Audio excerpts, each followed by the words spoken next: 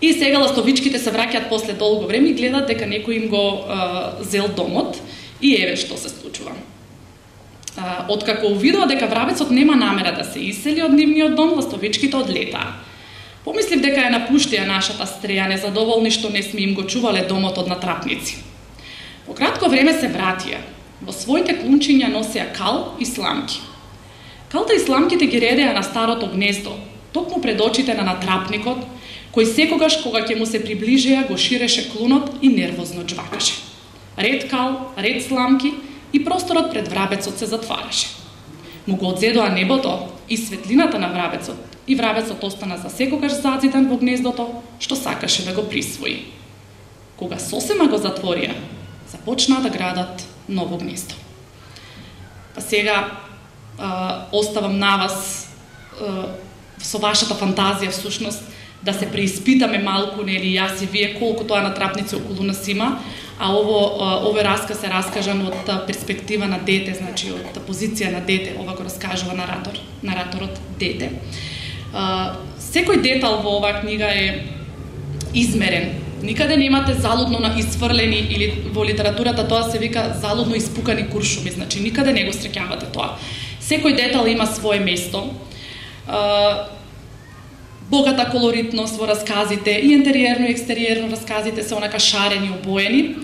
Еве само ќе го посочам примерот кога кажува за раскажувачките способности на таткото, еден детал кој што мене ми падна во очи и некако веднаш си поврзувам дека и самиот автор, но и нараторот ги наследил раскажувачките способности од таткото. Тој можеби, авторот можеби смислено го кажува тоа, меѓутоа ние како читатели би требало да го препознаеме тој момент во книгата. Читам затоа што е и носечки на оваа збирка раскази. А сега му даваме збор на виновникот што вечерва сме овде собрани, на авторот Лазар Партиков.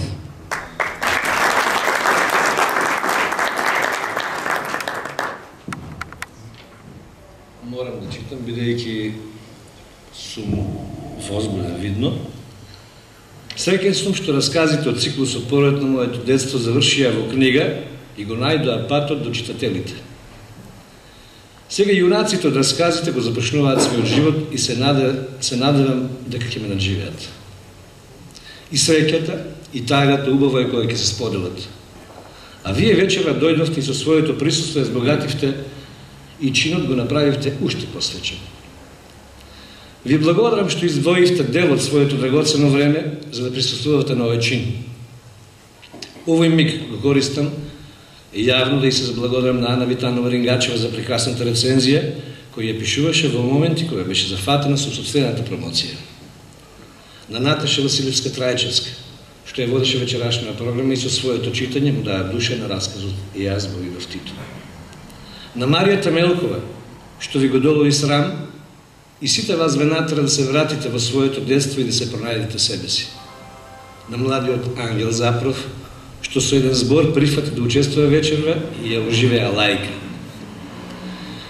И благодарам на мојата пријателка од Битола, што ми го прати линкот за конкурсот на Дата Песнопој, зашто ако не беше линкот, ни ние вечерва на ќе бевме собрани и кој знае дали и кога овие раскази ќе се најдеа меѓу корици. Им благодарам и на членовите на моето семејство, кои имаа разбирање за мене и додека се раѓа расказите, да ми го отстапуваат компјутерот и кога одговарав на коментарите, откако беа постирани на блогот и што ме подкрепија, кога одлучив да ја печатам книгата. Им благодарам на директорот Вана Јовев и на вработените во оваа културна институција, што со своето несебично залагање придонесоа настаните вечера да поминат безпрекорно. Им благодарам на сите мои драги пријатели, реални и виртуелни, и колегите, што на било кој начин ме подкрепуваа, зашто и моралната поддршка, која ќе стигне на време, е многу потребна. Ви благодарам на сите.